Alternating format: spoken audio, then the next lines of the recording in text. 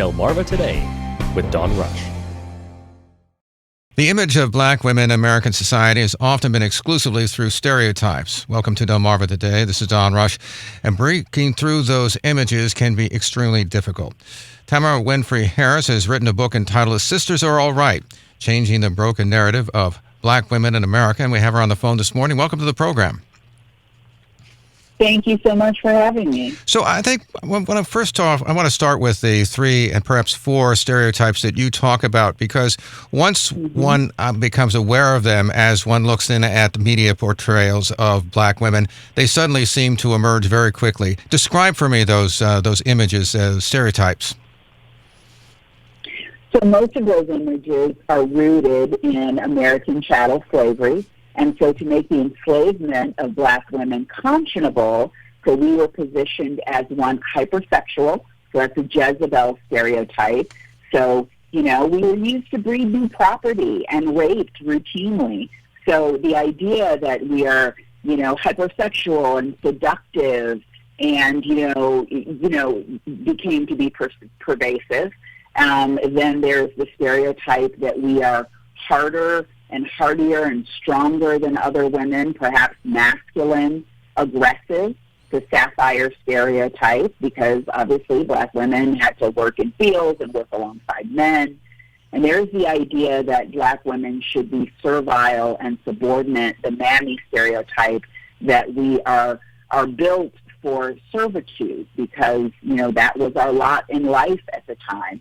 And then later in the mid-'60s, sort of an outcome of the Moynihan report in the mid-'60s was this idea of the matriarch, the black woman as the head of a family. And so it's a bundle of all those other stereotypes. So, probably hypersexual because having too many kids, masculine and aggressive because she's out of her place as a submissive wife. So instead the head of a household, and running a household, chasing her man away through her aggression. So all of those continue to follow the way that the government and education and partners and the medical establishment see black women today. How significant is that period? The Moynihan report, of course, we had, but then later on we had, of course, the presidency of Ronald Reagan talking about welfare queens.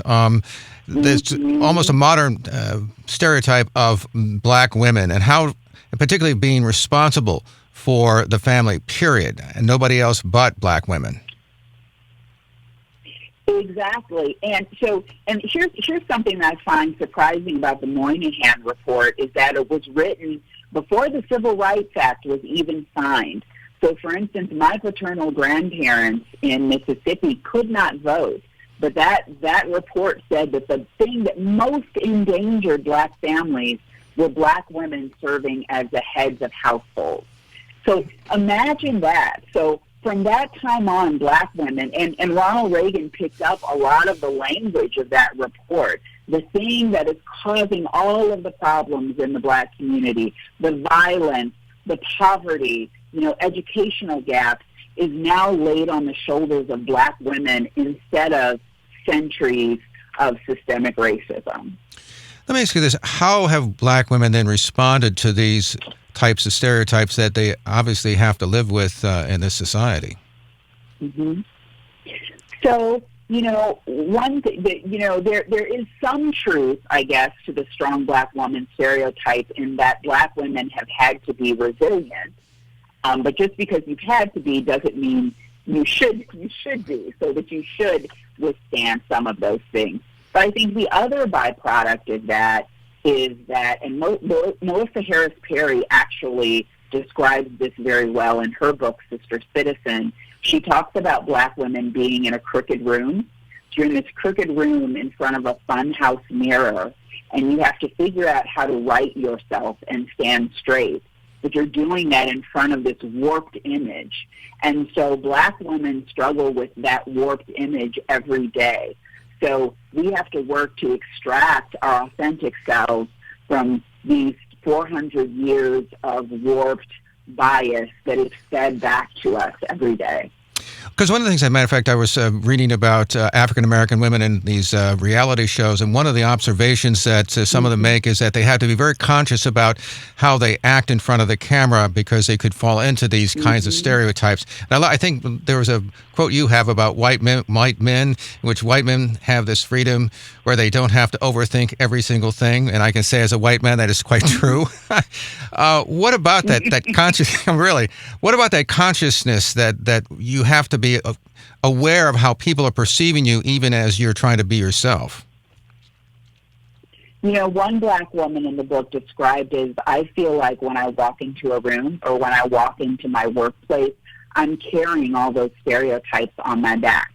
And so I have to figure out how to not, do I stand up for myself or do I be quiet? Am I going to appear angry? Should I can't, one Black academic who's a professor talked about being pregnant with twins and not wanting to take off her wedding ring, even though it was biting into her fingers because her fingers were so swollen, because she's like, are people going to think I'm a single Black mother? I mean, there's nothing wrong with being a single Black mother, but I'm not, but there are people going to look at me differently. And so those stereotypes just follow us and mean that we can't just walk into a space and be ourselves. We have to think about how someone is going to see us. How does all of these fit into African-American women and African-American men and how they view Black women? So, here's the thing. Racism and sexism is just part of the air that we breathe. And even Black people are breathing that same air in America. And so, all of these stereotypes affect the way our potential partners see us, including Black men. And I talk in the book about many ways that Black men have been complicit in furthering some of these stereotypes. You turn on some Black comedians and it's this constant, Black women are angry and they're going to tell you off, and they're going, it is a repetition of this stereotype because we are, we're breathing the same air and getting the same biases, which means we have to be students of these things more than anyone else to try to extract reality. How have these stereotypes then impacted Black women when it comes to, say, things like health care and public assistance, that kind of thing? There was a case here, I am in central Indiana, and there was a case here last year during the height of the COVID epidemic where a Black woman who was a doctor was getting care and kept saying that she was not getting adequate care, she wasn't getting what she needed, and ultimately she died after, and the case made national news. Black women are not listened to in the healthcare system, even when we're part of the healthcare system. Rates of maternal and infant mortality are high, even across class. So, those are uniquely devastating to Black women and our treatment and care in America. In terms of class and privilege, you talk about light skin privilege. What's that all about? How does that play out for Black women? And you've spent actually, I think, a chapter or two on makeup in and of itself and how that's influenced by it. So it's colorism. And so over time, African Americans who were closer phenotypically to European Americans were viewed as more valuable, more beautiful, more valuable, and, that persists. So Black women with lighter skin, Black women with longer, straighter hair, Black women with more, features we associated with being European are viewed as more beautiful. You see them more in music videos and on magazines and portrayed as beautiful. They're hired more. They're seen as differently. People who are darker skinned, people with more West African features are viewed as less attractive. They're viewed as more aggressive and angrier. And so that persists, and it affects the way Black people treat each other, even as it also affects how we fare in larger society. Now, you've written this book, The Sisters Are All Right, and on a positive note, you talk about changing the narrative of black women in America. Do you see that narrative changing in American society? It is slowly, and one of the things I point out in this edition is a lot of the things that I ranted about in the first edition, like some blatant disrespect of black women from high-profile people, just wouldn't happen today. For all the railing against cancel culture, which I don't really believe in, it really has convinced some people that they should keep their bigotry to themselves. So that's a win. We are a lot more savvy about negative issues of black women, and people are quicker to push back. So the work is happening, but there's more to be done. Do you see that in, for instance, the Me Too movement and the changes that are taking place, at least culturally, in terms of women?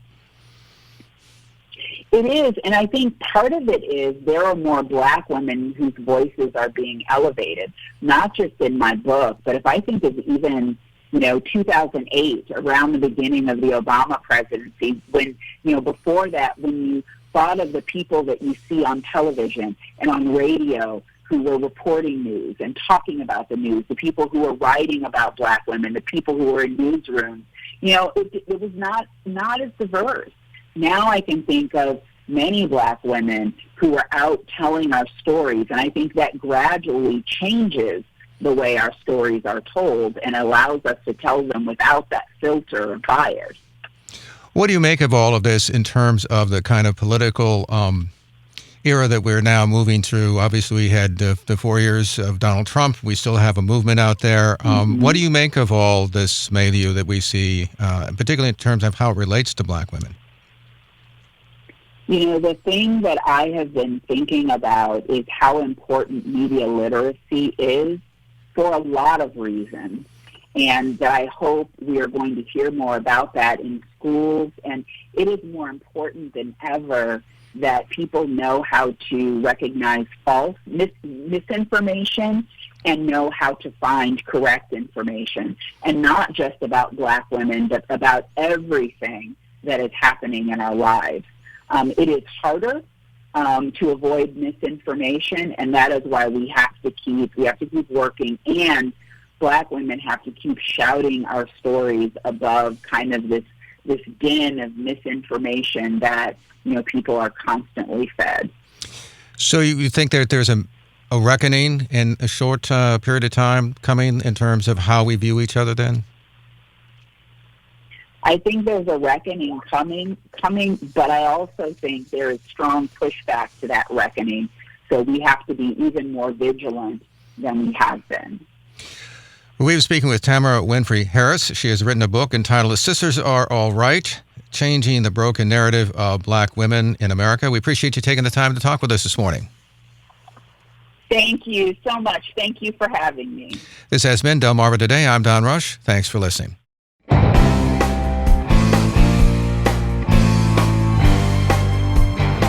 Delmarva Today with Don Rush.